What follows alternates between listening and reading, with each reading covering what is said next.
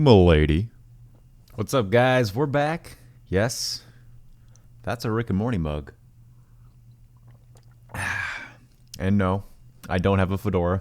But if you think for a second that I'm not in the market for a fedora, you're sadly mistaken. Anyways, got entitled parents today. Want to get right into the stories. Let's do it. Why do you, a healthcare professional, not want to date my son?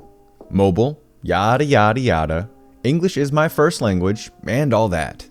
Okay, so I'm currently studying towards becoming a nurse, and I've been working on a ward that sees all kinds of patients.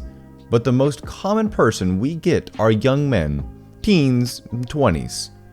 I'm still quite young and vaguely attractive, so I occasionally get attention from clients who don't always keep it professional. But for the most part, everyone is chill. But we know entitled parents have no chill, so here we go.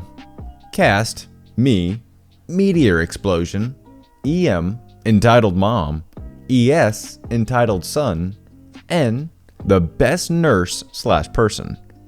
So ES, about 17, was in PACU, post-anesthetic care unit, when I started my shift. I and another nurse went to retrieve him, but he was still very groggy, and honestly, a little too touchy-feely, but I put it down to him being half asleep and not being in his right mind. I come back later when he's fully awake and do OBS. The whole time I know he's flirting with me, but I gently rebuff him and keep things professional until the very end. ES. Hey, so I'm thinking, when I get out of here, do you want to get coffee sometime? Me. Thanks, but no thanks. I'm here doing my job, and it's unprofessional to be involved with clients outside of their care. He seemed to drop it a little with the attitude, but I thought I got my point across. No more than 20 minutes later, EM storms up to the nurse's station, demanding to see whoever had interacted with ES. Me. Hi, is everything okay with ES? I can come with you to his room if you need to discuss his care. EM. ES just told me how rudely you treated him, and you should be reported for neglectful care. Me. Very taken aback, and honestly probably looking like a deer in headlights. I'm sorry? EM. How dare you tell my son he is ugly and doesn't have a chance in hell with you? You should have said yes on the spot, because he is so out of your league. You're not even that pretty, and you're fat, so I don't want him dating you anyway. Me. Excuse me? I would never say anything like that. All I said was, N. Obvious alto. What's going on? Me. ... EM. This bimbo nurse was completely rude to my son, and I want her to apologize to him right now. N. I'm sure there's some miscommunication here. I can assign someone else to ES right now. Some more convo goes down, where N manages to convince EM that ES was exaggerating a tad, and that I would have stayed within my professional boundaries. She grumbles a lot, but takes what she can get. For the rest of the stay, however, I got death stares from EM, but nothing more than sheepish glances from ES, because he knew he'd been called out on his BS. I just thank my lucky stars he never asked me for a bed bath. EM demands I hire her daughter, then demands I make her my partner. Stereotypical, I'm on mobile warning. TLDR is basically the title. To preface, I own my own jewelry business. I have a couple stories that can be added here if there is interest. I was doing a small local Celtic festival, and I was just starting out at the time. This was under my own purple 10x10 pop-up tent with attachable sidewalls. This minor detail comes into play later. Cast. You know the usual suspects. EM, entitled mother. ED, entitled daughter. Me, your friendly neighborhood crazy squirrel girl. DH, my best friend, my love, my darling husband. So the show is going on, and I only have 2 sidewalls up to block the sun. I'm sitting behind the tables in the back working on a custom order for a client. I'm in the corner where the sidewalls meet. Enter EM and ED, who is about 15-ish. I can't tell, to be honest. My DH starts his typical chat and spiel with the mother. She tells him she's just looking. EM sees I'm working and starts to move items on the table so she can lean over this 2-foot wide table to see what I'm working on. I pop my head up, lift my magnifying goggles, and say, excuse me ma'am, please don't rearrange my stock. EM, well, I can't see what you're doing.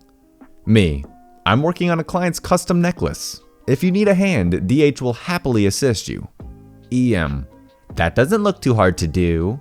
You should hire my daughter. She makes paracord bracelets. Me, we're not hiring at the moment, but I'll keep your suggestion in mind. EM, well, she can do sales. You shouldn't have a male working selling jewelry. DH's eyebrows go up and he rolls his eyes back at her. ED, Mom, I want to buy this and this.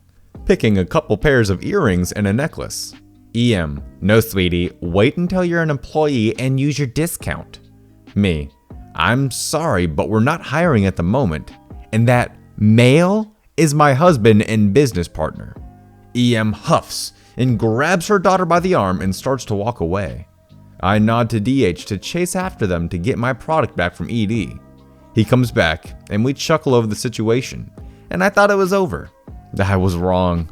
So wrong. 1 hour later, EM comes back. EM, I have been watching from over there, and you've sold a lot of jewelry. I also see a lot of people walking around with your bags. Me, okay, thanks. EM, so I think I should be your business partner. You can make everything, and I will sell it and keep half the money. Me, honestly, my mind went into blue screen of death mode, and my jaw was on the ground. DH, excuse me, ma'am? Could you repeat that? EM, I'm not talking to you, I'm talking to her. Me, finally rebooted brain. I'm sorry, but I'm not looking for a business partner right now. I already have one. EM, oh, he doesn't count. He's just your husband. He doesn't do anything. Me, okay, that's it. I stand up. Ma'am, I do not need or want a business partner. I am not looking for an employee. This is a family business. Have a great day. EM stalks off. 10 minutes later, hubby goes off for a break. Suddenly, I hear a ripping noise as the sidewall gets ripped off my tent. I stand up, ready to defend my cash box. It's her. She starts ranting at me in a high-pitched, scratchy voice. Honestly, at this point, I can barely pay attention to her words. She starts trying to grab at my tools while saying how she can sell my stuff for me and I need her. I scream for security and DH. I can see him 2 booths away. I turn to her. Get your effing hands off my stuff now and get the hell out of my booth. Security came, heard me out first, and removed her from the festival. Later, comparing notes, she tried this on another booth. For you future entrepreneurs out there, don't worry about starting your own business. Just forcibly join someone else's and take half their earnings. EM tries to fire the manager by saying she knows the manager. TLDR at the bottom. So a little backstory about the restaurant in Munich, Germany. It was a great restaurant and my grandfather used to be the manager until he retired. He tends to a lot of nice people and barely gets annoying or entitled people. He left a while ago and no longer works in the restaurant. I was working there as a waiter and would do the normal waiter stuff. I was like around 24, around there, when I was helping in the restaurant, and then she comes.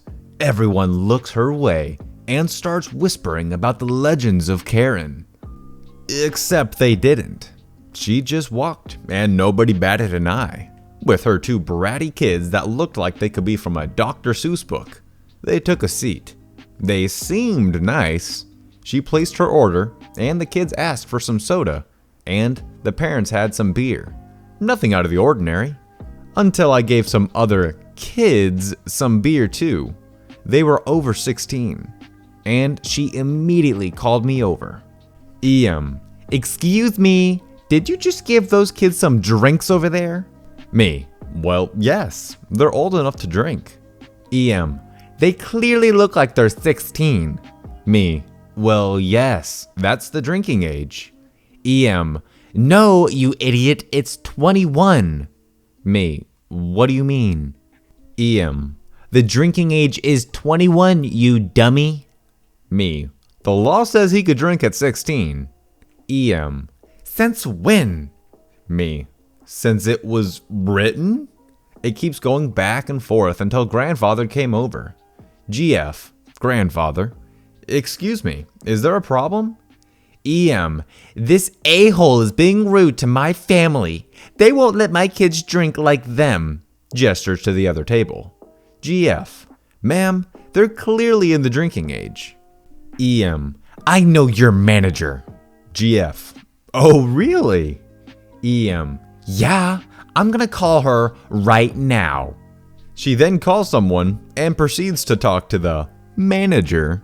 She closes it and faces my grandfather. EM. I just talked to him. You're fired. I can rehire you if you give our meals for free. My grandfather starts to chuckle, and so do I. EM. Do you think losing your job is funny? GF. Still laughing. I'm the manager. We both start laughing hysterically as she gets all white and doesn't say anything. We tell her to go back to her meal, and she ends up paying for the entire meal. She left a bad review, but that's it. TLDR, lady tries to fire the manager while faking the manager, then gets laughed at and pays for all the food. And for the last story, we've got a subscriber submitted story on the Discord. So my mom kept finding fresh dog poop in her front yard. This kept happening every day for a few weeks. My parents have a dog, but goes to the bathroom in the fenced-in backyard. So my mom finally sees who's been allowing their dog to dump on her lawn through the living room window, and she runs to the door and shouts at the lady just as her dog is finishing its number 2, and she starts to walk away. Mom, excuse me, do you have a bag to pick up your dog's crap? EM keeps walking. Mom, hello, are you deaf? If you don't have a bag, I can get you one. EP keeps walking. My mom comes back in and tells my little brother to follow her across the street and find out which house she lives in. So he does. My mom comes home the next day and sees another fresh turd pile on her lawn. So she collects it with the previous day's turd, walks over to EP's house, and dumps the poo on EP's doorstep. That lady now walks on the other side of the road with her dog. Alright guys, that's going to wrap it up for the stories of the day.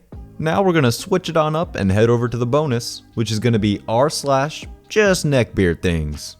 Let's do it. Mommy? Are you trying to say mommy? M'lady. Baby found in dumpster. A perfectly reasonable reaction to that situation. So it's called Rick and Morty? It's a cartoon about a mad scientist and his awkward grandson that get into wacky and crazy adventures. I could recommend some episodes to you sometime if you want, but you kinda need a high IQ to understand the humor. Anyone else miss the days where you could just watch Rick and Morty without some pretentious neck-bearded a-hole trying to tell you why they're smarter than you? Ah, the good old days. Why do we need a space force? Space ISIS. I mean, you guys can laugh at them now, but the day's gonna come where ISIS is gonna pull out Pack-a-Punch ray gun, and we were not prepared. Oh my god, a ghost! I haunt this house. Wait, so you live with me? Yes? You're like my girlfriend. No, I hate weebs. And at the end of the day, we see who the true monsters are in this situation. Girl looks at controller and blinks. Neckbeard.